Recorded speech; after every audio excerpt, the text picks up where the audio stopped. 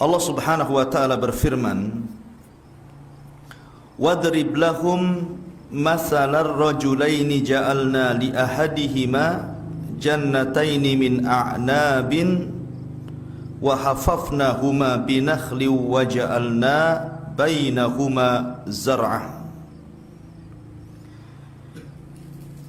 Dan berikanlah wahai Muhammad kepada mereka sebuah perumpamaan. Dua orang laki-laki, seorang yang kafir, yang kami beri dua buah kebun anggur, dan kami kelilingi kedua kebun itu dengan pohon-pohon kurma. Dan di antara kedua kebun itu kami buatkan ladang. Kiltal jannataini atat ukulaha walam tadlim minhu syai'ah wa fajjarna khilalahuma nahara. Kedua kebun itu menghasilkan buah-buahan yang banyak dan tidak berkurang sedikit pun. Dan di celah-celah kedua kebun itu kami alirkan sungai yang tidak pernah surut. Kisah ini, ma'asyiral muslimin, bercerita tentang kisah di zaman sebelum kita. Maksudnya di zaman Bani Israel. Dan tidak mengapa kita ceritakan kisah ini, karena memang kisah ini dimaktub dalam Al-Quran. Kata Nabi SAW, "Hadithu am Bani Israel wala haraj." Tidak mengapa kisahkan oleh kalian tentang kisah-kisah Bani Israel, dan tidak mengapa hukumnya selama tidak bertentangan dengan Al-Quran. Walaupun ayat ini ada asbab nuzulnya, maksudnya ada sebab turunnya, ada sebab kisahnya, akan tetapi ilmu Al-Quran itu al-ibratu bi umumil lafzi la bi khususis sabab. Sebuah pelajaran yang kita akan petik dalam Al-Quran itu bukan bicara tentang khususnya ayat ini kepada siapa, akan tetapi kita mengambil ibrah dari keumumannya. Karena ayat ini berlaku sampai hari ini dan sampai kiamat dibangkitkan. Hukumnya akan berlaku kepada siapapun, walaupun sebab turunnya khusus. Di dahulu di zaman Bani Israel ada dua orang. Ada yang mengatakan bertetangga, ada yang mengatakan dua orang ini saling bersaudara. Kemudian keduanya mengadakan serikat untuk berusaha melakukan perniagaan. Rata-rata ikhwatu fiddin, kalau orang sudah berserikat, itu biasanya banyak masalah. Dan itu kita bisa melihat di kenyataan kehidupan kita kan. Kalau ada orang yang kemudian berniaga dan bersyirikat, modalnya dua orang atau lebih begitu kan, biasanya ada masalah itu. Kecuali Allah Subhanahu wa taala rahmati kepada orang-orang yang berserikat, tapi umumnya bermasalah. Dan sampai masalah ini bermusuhan biasanya. Lah kemudian dua orang ini akhirnya ada masalah, kemudian dipecah sahamnya. Ada yang mengatakan masing-masing mendapatkan 3,000 dinar, 3.000 dinar, masing-masing diberikan 3.000 dinar. Dan dinar itu besar, lain dengan dirhamnya. Kalau dirham itu kan 2 gram emas lebih, tapi kalau dinar itu 4 gram lebih. Jadi kalau 3.000 dinar ya banyak lah gitu kan. Lah salah satu dari keduanya ini seorang mukmin yang saleh, sehingga ketika dia mengambil sahamnya yang 3.000 dinar itu, yang 1.000 dia merdekakan budak, kemudian yang 1.000-nya lagi dia berikan pakaian dan disedekahkan kepada fuqara wal masakin, dan yang terakhir 1.000-nya lagi dia berikan makanan dan disedekahkan kepada orang-orang yang membutuhkan. Artinya dia sedekahkan seluruh hartanya liwajhillah, karena wajah Allah Subhanahu wa taala. Sehingga kita teringat dengan kasusnya siapa? Abu Bakar. Ketika perang Tabuk dalam Jaisul Usrah, Jadi tentara yang sangat kesulitan, butuh dana yang besar karena perjalanan ke Tabuk itu tidak bisa dengan jalan kaki, harus dengan berkuda. Sementara pasukan itu butuh modal, dan kaum muslimin sedang fakir ketika itu. Akhirnya kemudian Abu Bakar Siddiq radhiyallahu anhu datang kepada Rasul dan mengatakan, aku serahkan seluruh hartaku wahai Rasul, gunakan di jalan Allah.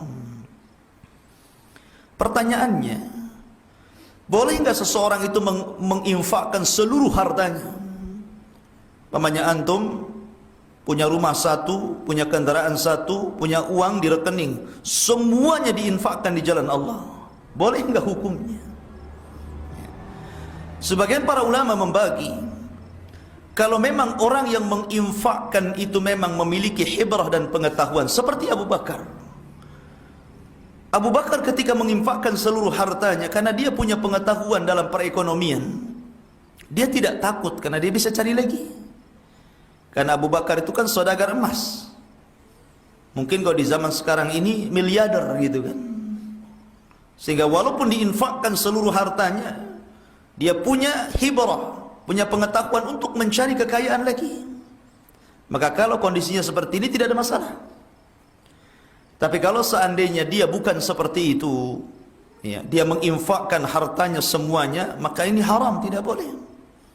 Karena tidak boleh seseorang itu meninggalkan anak turunannya menjadi orang yang meminta-minta. Maka dilihat sikonnya di sini. Ini kondisi orang yang pertama. Tapi kondisi orang yang syarikatnya ini, yang kedua ini, saudaranya, justru sama sekali. Dia tidak menginfakkan sedikit pun hartanya di jalan Allah. Bahkan dia belikan yang 1.000 dinar, dibelikan 2 kebun yang sangat luas. Kemudian 1.000-nya lagi diberikan budak untuk merawat kebun-kebun tersebut. Dan yang 1.000-nya lagi dia gunakan untuk menikahi wanita yang terpandang di zaman itu. Jadi sini kontras. Yang satu saleh, kemudian menginfakkan harta di jalan Allah, dan Rasul mengatakan malun saleh li rajulin saleh. Harta yang baik itu kalau dipegang orang baik kan begitu. Tapi harta yang jelek kalau dipegang orang jelek. Ya. Akhirnya kemudian ada yang mengatakan bahwa yang soleh ini setiap kali saudaranya membeli sesuatu karena dunia, dia membeli sesuatu karena akhirat. Jadi ketika saudaranya membeli 2 kebun, dia pun membeli 2 kebun. Akan tapi 2 kebun ini diinfakkan di jalan Allah. Ketika saudaranya membeli budak-budak untuk merawat kebunnya, malah justru dia memerdekakan budak-budak itu. Jadi ini kontras kebalikan ini. Akhirnya Allah Subhanahu wa taala takdirkan yang kufur nikmat ini sama sekali tidak infak di jalan Allah. Allah uji. Akhirnya kekayaannya dalam sekejap berkembang luar biasa. Subhanallah. Hasil pertaniannya itu tidak pernah terserang hama. Bahkan Allah tidak pernah mengurangi sedikit pun hasilnya. Selalu untung. Semua buah-buahannya tidak ada satupun cabang melainkan mengeluarkan buah-buahan. Jadi memang betul-betul Allah Subhanahu wa taala limpahkan kekayaan kepada orang yang kedua ini. Namun sayang dia kufur. Itulah Allah Subhanahu wa taala berfirman, "Kalla innal insana la yatgha an ra'ahus taghna." Manusia itu mudah melampaui batas ketika Allah berikan kekayaan kepadanya. Dan orang kalau sudah menumpuk-numpuk harta, kebiasaannya apa? Jama'a malan wa addada yahsabu anna malahu akhladah, kan begitu. Kalau orang sudah ngepul-ngepul harta, ngumpuk-numpuk harta, pasti menghitung-hitungnya itu. Kalau sudah menghitung-hitung merasa kurang, sehingga dia merasa bahwa harta itu yang mengekalkan kehidupannya. Ma'asyiral muslimin yang dimuliakan Allah Subhanahu wa taala. Singkat cerita, akhirnya orang yang soleh ini, karena memang hartanya seluruhnya diinfakkan di jalan Allah Subhanahu wa taala, dan dia tidak mengharap kecuali wajah Allah Subhanahu wa taala, kemudian dia mengalami kefakiran karena seluruhnya diinfakkan, tapi dia tidak mau meminta-minta. Akhirnya kemudian dia pun ingin mencari pekerjaan. ingin mencari pekerjaan, dia pikir bahwa kalau dia datang ke kawan yang dulu bekas berserikat dengan yang sekarang sudah kaya raya gitu kan, itu lebih layak dibandingkan dia mencari kerja ke tempat orang. Akhirnya dia datang ke orang tersebut, kemudian meminta pekerjaan. Maksudnya meminta pekerjaan di ladangnya. Bukannya kemudian diterima gitu kan lamaran kerjanya, malah ditolaknya, malah dimaki-makinya, kemudian malah dijelek-jelekan dan diburuk-burukannya. Ya, kenapa kamu dulu ada harta banyak kok infakkan di jalan, sekarang kok miskin, macam-macam cerita gitu kan. Lihat saya sekarang, sombong dia. Dia merasa bahwa kekayaannya itu tanda cinta Allah kepadanya. Dan begitulah manusia umumnya. Saya sering mendengar di masyarakat orang-orang yang Allah berikan kekayaan yang banyak, seolah-olah Allah Subhanahu wa taala itu cinta kepada dia. Dan orang-orang yang kere, yang miskin, seolah-olah benci kepada dia. Tidak ada kaitan soal kaya dengan kecintaan kepada Allah, ikhwan. Dalil Qarun. Qarun kayanya kurang apa itu? Kuncinya saja besar dibawa oleh orang-orang kuat tuh, gimana gudangnya. Kemudian Namrud, Fir'aun, dan banyak lagi, Abu Lahab, Abu Jahal. Allah berikan kekayaan, apa kemudian Allah sayang kepadanya? Kalau memang Allah sayang kepada mereka ini, kenapa Allah turunkan azab kepada mereka? Allah tenggelamkan Qarun ke dasar bumi, Allah tenggelamkan Fir'aun ke dasar laut, dan begitu seterusnya. Jadi enggak ada kaitan orang kaya itu tanda bukti Allah mencintai dia. Itu kan prasangka orang saja. Dan bukan berarti orang miskin Allah benci kepada dia, tidak. Ma'asyiral muslimin yang dimuliakan Allah Subhanahu wa taala. Maka dengan kecongkakannya akhirnya kemudian dia sombong dengan kekayaannya. Kemudian sampai terakhir diusirnya kawannya ini. Suruh mencari kerja di tempat orang lain.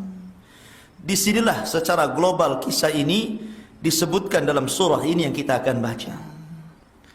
Allah Subhanahu wa taala berfirman, "Wadrib lahum mathalar rajulaini." Wahai Muhammad, kisahkan sebuah perumpamaan kepada mereka. Rajulaini, tentang dua laki-laki, ja'alna li ahadihima jannataini min a'nabin wa hafafnahuma binakhlin wa ja'alna bainahuma zar'a. Subhanallah. Allah Subhanahu wa taala mempermisalkan bagaimana kekayaan orang ini dengan sangat indah sekali. Sampai Allah Subhanahu wa taala menyebutnya dengan kata-kata jannataini, dua sorga. Coba kalau antum naik ke perbukitan yang hijau gitu kan, entah ke kebun-kebun teh gitu ya. Kemudian lihat pemandangan yang hijau dari atas itu kan nampaknya kayak sorga gitu. Karena nampak gitu kan tidak ada gersang. Di sini Allah Subhanahu wa taala mengatakan tentang dua orang laki-laki, seorang yang beriman dan satunya kafir. Yang kafir ini kami beri dua buah kebun anggur dan kami kelilingi kedua kebun itu dengan pohon-pohon kurma. Jadi seolah-olah pohon kurma itu menjaga pohon anggur itu. Jadi pohon anggurnya di tengah, kemudian kurmanya mengelilinginya. Jadi kebun itu dikelilingi pohon kurma gitu. Pohon kurma kan tinggi-tinggi itu. Jadi seolah-olah pagernya dia. Dan itu bukan satu kebun, dua kebun yang sangat luas sekali. Kemudian di antara kedua kebun itu kami buatkan ladang. Jadi ini satu kebun, kemudian dua kebun, di tengah-tengahnya ini ada ladang lagi.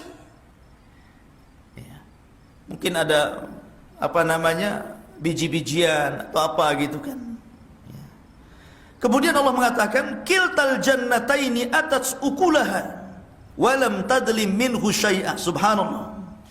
Kedua kebun itu menghasilkan buahnya dan tidak berkurang sedikit pun, tidak pernah terserang hama, tidak pernah hasilnya kurang, tidak pernah. 100% kalau panen itu memang segitu hasilnya, sehingga makin kaya gitu. Allah uji dengan kekayaan. Kemudian wa fajjarna khilalahuma nahara, dan kami alirkan ke kebun itu sungai. Masya Allah, kebaikannya.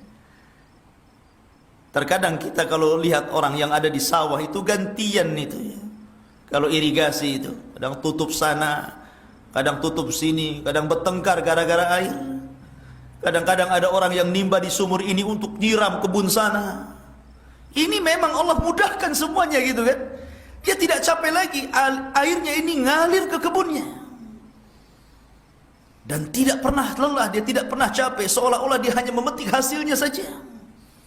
Makanya disebut jannataini, seolah-olah dua surga. Saking indahnya dan menghasilkan luar biasa. Ini ujian, harta itu ujian ibu bapak ya. Terkadang kita diuji gitu. Ada orang yang ketika diberikan rezeki itu rating terus naik, usaha ini berhasil, usaha itu berhasil, usaha itu berhasil kan. Ada orang yang seperti itu. Akhirnya belakangan dia sombong. Kemudian Allah mengatakan, wa kana lahu thamarun, dan dia memiliki kekayaan yang sangat besar sekali dari hasil dua kebun itu. Karena kekayaan itu kan digantungkan daerah ibu bapak ya. Bagi orang-orang desa, yang namanya kekayaan itu bisa berupa peternakan, memperbanyak kambing, memperbanyak sapi, itulah kekayaan mereka. Ada yang memperbanyak kebun, memperluas kebun, memperluas sawah, kan begitu kalau di desa ya. Kalau di kota mungkin memperluas perusahaan, buka cabang di sana sini gitu ya. Kekayaan kan tergantung daerah gitu. Antara kekayaan orang desa dengan orang kota kan berbeda gitu. Nah kebetulan kekayaan orang ini memang memperluas kebun. Dan setiap kebunnya diperluas, hasilnya tidak pernah kurang. Hasilnya selalu banyak.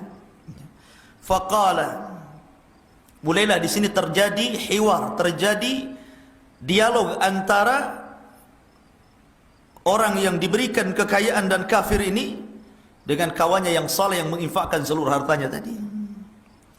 Faqala li sahibihi, maka dia berkata kepada kawannya yang beriman itu, ana aktsaru minka malan wa a'azzu nafara. Apa kata dia? Hartaku lebih banyak daripada hartamu dan pengikutku lebih kuat daripada pengikutmu. Sombong dia ya. Lihat hartaku lebih banyak sekarang, kenapa kau dulu infakkan semuanya? Coba kalau seperti aku gitu loh. Aku kembangkan hartaku sehingga banyak sekali gitu kan. Nah sekarang hartaku lebih banyak daripada hartamu. Tuh tengok pekerjaannya lebih banyak daripada pekerjaanmu. Mulai sombong di sini ya. Maka Allah subhanahu wa ta'ala mengatakan, wa dakhala jannatahu wa huwa zalimun li nafsihi. Dia pun masuk ke dalam kebun tersebut dan dia mendolimi dirinya. Kenapa disebut mendolimi dirinya? Dia kufur nikmat. Harusnya ketika Allah subhanahu wa ta'ala memberikan kekayaan itulah in syakartum la azidannakum wa la in kafartum inna adzabi lasyadid, kan begitu. Jadi kalau Allah berikan kenikmatan yang banyak, syukuri. Dengan syukur itulah bertambah kenikmatan kita. Tapi kalau makin kufur, nanti azabku sangat pedih kata Allah. Nanti akan ada waktu di mana Allah subhanahu wa ta'ala membiarkan di atas kenikmatan sampai waktu yang tertentu, maka Allah akan habisi kenikmatan itu. Begitulah Allah subhanahu wa ta'ala memberikan istidraj. Istidraj itu membiarkan dulu, baru setelah waktunya tiba Allah hancurkan semuanya. Harusnya seperti itu. Seorang mukmin harus yakin gitu kan. Kemudian dia mengatakan, apa bentuk kufurnya? Nih bentuk kufurnya. Qala, dia mengatakan, ma adhunnu an tabida hadhihi abada. Apa kata dia? Dia mengatakan dengan sombongnya, dia mengatakan ma adhunnu, aku kira kebun ini tidak akan binasa selamanya. Dia kira kekayaannya itu tidak akan binasa. Dia mengingkari apa? Nikmat Allah subhanahu wa ta'ala. Yakin bahwa kekayaanku tidak akan berkurang, karena ini adalah hasil jerih payahku. Seperti Qarun mengatakan, ini hasil ilmuku. Makin sombong dia, seolah-olah apa? Menasabkan nikmat kepada dirinya, bukan kepada Allah subhanahu wa ta'ala. Ini pelajaran yang besar. Jangan sampai kita melakukan kezaliman, menempatkan sesuatu yang bukan pada tempatnya. Karena zalim itu meletakkan sesuatu yang pada tempatnya. Harusnya ketika diberikan kekayaan dia bersyukur, itulah adil namanya. Tetapi ketika dia tidak mensyukuri nikmatnya, itulah zalim. Dan zalim itu terbagi menjadi 3. Ada zalim itu yang sangat besar kezalimannya dan tidak akan pernah diampuni dosanya, yang disebut dengan syirik besar, syirkul akbar. Kemudian yang kedua, ada zalim itu yang masih bisa diampuni oleh Allah Subhanahu wa taala, seperti seseorang mendolimi dirinya. Mendolimi dirinya artinya meninggalkan kewajiban-kewajiban yang harus dilaksanakannya. Ataupun kezaliman yang ketiga, yang ampunannya itu tergantung. Walaupun dia sudah bertobat, tetap tidak akan diampuni dosanya. Dan kezaliman ini disebut dengan zulmun li ghairihi, kezaliman kepada manusia. Ini tidak akan dihapus sampai orang yang dizalimi itu memaafkannya. Lah orang ini melakukan kezaliman kepada dirinya, menasabkan nikmat kepada dirinya dan membuang bahwa seolah-olah nikmat itu milik dia, bukan milik Allah Subhanahu wa taala. Buktinya dia tidak mau bersyukur dengan menginfakkan dan mengeluarkan zakat hartanya. Makanya kemudian juga dia mengatakan, wa ma adhunnu, lihat, as-sa'ata qa'imatan, dan saya yakin hari kiamat itu tidak mungkin datang. Subhanallah, lihat. Ya. Dia merasa apa? Kekal kan? Tidak mungkin kiamat itu ada, katanya. Itulah firman Allah Subhanahu wa taala, yahsabu anna ma lahu akhladah. Kalau orang sudah merasa kaya, biasanya apa? Menyangka kekayaannya itu akan mengekalkannya. Tidak ada lagi kematian bagi dia. Seolah-olah dia akan kekal terus gitu kan. Enggak begitu. Orang itu ada batas usianya, ada batas umurnya. Dia pasti meninggal juga. Dan hakikat harta itu tajmi' wa tafriq. Kita hanya mengumpulkan, selebihnya kita tinggalkan untuk ahli waris. Makanya Nabi SAW mengatakan harta yang bermanfaat itu wa ma tasaddaqta fa abqaita. Apa yang kau sedekahkan itulah yang kekal untukmu. Kemudian dia mengatakan, wala in rudidtu ila rabbi la ajidanna khairan minha munqalaba. Dan sekiranya aku dikembalikan kepada Tuhanku, pasti aku akan mendapatkan tempat kembali yang baik daripada ini. Maksudnya, anggaplah kiamat itu terjadi, kemudian aku diwafatkan, maka ketika dibangkitkan Allah akan berikan lagi kekayaan itu berlipat-lipat. Dia sangka kekayaan di dunia itu karena Allah sayang kepadanya, maka ketika dia pun meninggal, Allah pun akan memberikan kembali kekayaannya. Ini kufur, ikhwan. Ini kekufuran namanya. Maka kemudian qala lahu sahibuhu wa huwa yuhawiruhu. Sekarang mulailah orang yang beriman kawannya ini menasihati kawannya. Harusnya seperti itu, kita saling menasihati. Kalau ada saudara kita yang mungkin masuk ke kubangan kemaksiatan, nasihati oleh antum. Karena bagaimanapun ikhwatu fiddin, kalau nasihat terhenti, apa kata Allah? Fattaku fitnatan la tusibanna alladhina zalamu minkum khassa. Apabila, hendaklah takut, kata Allah, seandainya Allah Subhanahu wa taala menimpakan azabnya, itu bukan hanya terkena orang-orang zalim saja, tapi orang-orang baik pun terkena imbasnya di situ. Maka pentingnya apa? Ingkar mungkar, saling tanasum, nasihati. Apa nasihatnya? Akafarta billadzi khalaqaka min turabin thumma min nutfatin thumma sawwaka rajula. Kata kawannya, apakah engkau akan ingkar kepada Tuhan yang menciptakan dirimu dari tanah, lalu dia menjadikan engkau seorang laki-laki yang sempurna, Allah berikan kekayaan. Dulu engkau anak kecil, kemudian Allah Subhanahu wa taala berikan pendengaran, berikan penglihatan, Allah berikan akal dan pemikiran, Allah berikan tenaga yang kuat, kaki sehingga bisa melangkah, Allah berikan tangan sehingga bisa bergerak. Dengan fasilitas yang Allah Subhanahu wa taala berikan, akhirnya Anda bisa mencari harta. Apakah engkau akan kufur dengan nikmat yang telah Allah berikan kepada kita? Karena Allah mengatakan dalam ayat yang lain, wallahu akhrajakum min butuni ummahatikum la ta'lamuna syai'a. Dan Allah keluarkan kalian itu dari perut ibu kalian itu tidak tahu apa-apa. Allah yang kasih penglihatan, Allah yang kasih pendengaran, Allah yang kasih kaki bergerak, Allah yang kasih kekuatan sehingga orang bisa melangkah, Allah berikan pemikiran, Allah berikan akal, sehingga dari itu semua akhirnya kalian bisa mencari kekayaan sesuai dengan kehendak kalian. Berarti semua datang dari Allah. Siapa kita? Kita ini kecil di hadapan Allah subhanahu wa ta'ala. Lakinna huwa Allahu Rabbi la usyriku bi Rabbi ahada.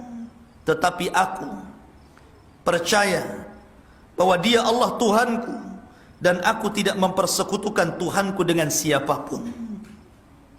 Kemudian dia mengatakan, walaula iddakhalta jannataka qulta ma sya Allah la quwwata illa billah in tarani ana aqalla minka malan wa walada. Kemudian dia mengatakan, dan mengapa ketika engkau memasuki kebunmu tidak mengucapkan masya Allah atas kehendak Allah? Kemudian la quwwata illa billah, sesungguhnya atas kehendak Allah semua itu terwujud, tidak ada kekuatan kecuali dengan pertolongan Allah, sekalipun engkau anggap harta dan keturunanku lebih sedikit dari kamu. Oke lah engkau menganggap aku itu miskin, tapi jangan kemudian kau ingkari nikmat Allah subhanahu wa ta'ala. Jangan mencela karena aku miskin, karena engkau kaya, begitu kan? Karena semua kekayaan datang dari Allah subhanahu wa ta'ala. Kalaulah bukan karena Allah, engkau tidak mungkin kaya. Kenapa kau sombong, itu maksudnya. Kemudian Allah melanjutkan, fa'asa rabbi an yu'tiyani khairan min jannatika wa yursila 'alaiha husbanan minas sama fatusbiha sa'idan zalaqa aw yusbiha ma'uha ghauran falan tastati'a lahu talaban. Maka mudah-mudahan Tuhanku akan memberikan kepadaku kebun yang lebih baik daripada kebunmu, maksudnya di sorga. Dengan aku infakkan hartaku di jalan Allah. Ketika engkau membeli kebun di dunia, aku beli kebun di akhirat. Ya, itu maksudnya. Dan dia mengirimkan petir dari langit ke kebunmu, sehingga kebun itu menjadi tanah yang licin, atau airnya menjadi surut ke dalam tanah, maka engkau tidak akan dapat menemukan lagi hasilnya. Kemudian wa uhita bisamarihi fa asbaha yuqallibu kaffaihi ala ma anfaqa fiha wa hiya khawiyatun ala urushiha wa yaqulu ya laitani lam usyrik bi rabbi ahada. Ketika Allah subhanahu wa ta'ala kirim azabnya, Allah hancurkan kebun-kebun itu, maka dia mengatakan wa uhita bisamarihi, dan harta kekayaan dibinasakan, lalu dia membolak-balikan kedua telapak tangannya terhadap apa yang telah dia belanjakan untuk itu, sedangkan pohon anggur roboh bersama penyanggah-penyanggahnya. Lalu dia berkata, betapa kiranya dahulu aku tidak mempersekutukan Tuhanku dengan siapapun. Lalu orang ini sebenarnya menyembah apa? Kenapa dia berbicara tentang bahwa sekiranya aku tidak mempersekutukan Allah dengan siapapun? Karena dia menjadikan hartanya itu sesembahan selain daripada Allah, itu maksudnya. Mungkin di zaman sekarang, mungkinnya orang-orang Islam, mungkin mereka tidak menyembah berhala sebagaimana orang-orang musyrik. Tapi ada Tuhan yang kemudian memperbudak mereka. Tuhan itu disebut mal, harta. Akibat Tuhan harta ini, orang dilalaikan untuk beribadah dan mengejar dunia, meninggalkan akhirat. Dan kita bisa melihat, makanya Nabi SAW mengatakan, ta'isa abdu dinar wa ta'isa abdul khamisah. Celaka para budak-budak harta dan celaka pada budak-budak pakaian. Sabda Nabi SAW menjadi kenyataan hari ini kan. Betapa banyak orang-orang yang diperbudak hartanya, sehingga dia habiskan waktunya mulai dari bangun tidur sebelum terbit fajar sampai kemudian terbenam matahari. Dia habiskan waktunya hanya untuk mencari uang. Dia lalai, tidak pernah sholat duhur, asar, maghrib, isya, subuh, macam-macam alasan.